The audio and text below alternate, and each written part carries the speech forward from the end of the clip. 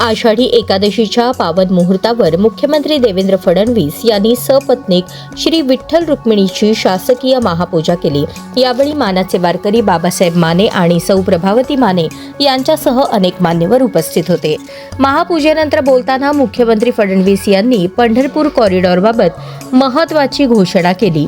दरवर्षी वाढणाऱ्या भाविकांची संख्या लक्षात घेऊन मंदिर परिसराचा सर्वांगीण विकास करण्यात येणार असून कोणावरही अन्याय होणार नाही।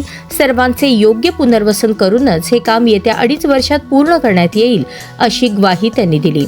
मुख्यमंत्री म्हणाले, कॉरिडॉरमुळे भाविकांसाठी आधुनिक आणि प्रशस्त सुविधा उपलब्ध होतील, स्थानिक व्यावसायिकांचा व्यवसाय वाढेल, नागरिकांना घरे मिळतील आणि भाडेकरूंचीही योग्य व्यवस्था केली जाईल। त्यामुळे भविष्यात लाखो भाविक आले तरी दर्शन व्यवस्था अधिक सुलभ होईल।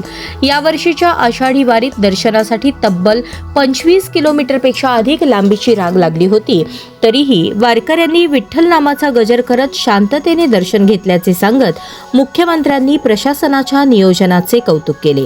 चंद्रभागा नदी परिसरातील स्वच्छता आणि वाळवंटातील व्यवस्थेचाही त्यांनी विशेष उल्लेख केला। यावेळी मुख्यमंत्र्यांच्या हस्ते पर्यावरणपूरक वारीचा संदेश देणाऱ्या दिंड्यांना श्री विठ्ठल निर्मल दिंडी पुरस्कार प्रदान करण्यात आला। तसेच मानाचे वारकरी बाबासाहेब आणि प्रभावती माने यांचा सत्कार करून एसटी महामंडळाचा वर्षभराचा मोफत प्रवास पासही देण्यात आला।